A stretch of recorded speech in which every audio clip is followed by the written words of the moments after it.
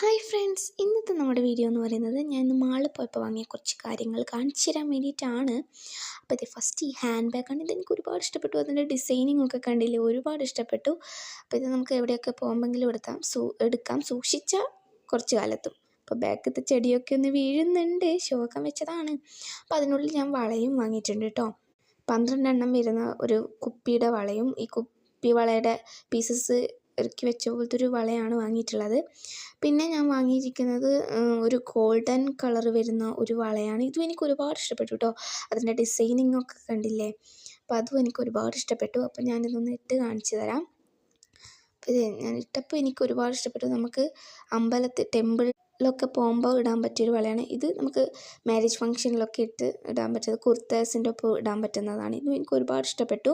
അപ്പോൾ ഫോക്കസ് ഇല്ലാത്തതുകൊണ്ടാണ് കുറച്ചധികം സമയം കാണിച്ചത്. പിന്നെ ഇതേ സ്റ്റഡി ടേബിളിൽ എല്ലാം ഷോക്ക് വാങ്ങിയതാണ്. ഷോക്ക് വെക്കാൻ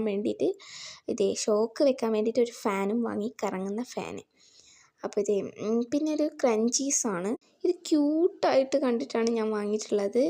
ഇതിന് 200 റുപ്പീസാണ് വില വരുന്നത്. അപ്പം അതും വാങ്ങി. പിന്നെ എൻ്റെ അക്രലിക് പെയിൻറ്റ് കഴിഞ്ഞിട്ടുണ്ടായിരുന്നു. അപ്പോൾ 12 ഷെയ്ഡ്സുള്ള ഒരു അക്രലിക് ബോക്സും വാങ്ങിയിട്ടുണ്ട്. ഇതിൽ 12 കളേഴ്സാണ് വരുന്നത്. അപ്പോൾ അക്രലിക്കും വാങ്ങി. പിന്നെ ലാസ്റ്റ് ഞാൻ വാങ്ങിയിട്ടുള്ളത് ഒരു കുട്ടി ശിവലിംഗാണ്. ഇതെൻ്റെ പൂജാമുറിയിൽ വെക്കാൻ വേണ്ടി വാങ്ങിയതാണ്. 30 റുപ്പീസാണ് ഇതിൻ്റെ വില. അപ്പോൾ ഇത്രയേ ഉള്ളൂ വീഡിയോ. ഇതൊക്കെയാണ് എൻ്റെ സാധനങ്ങൾ. ഇത്രയേ ഉള്ളൂ വീഡിയോ. ബായ്.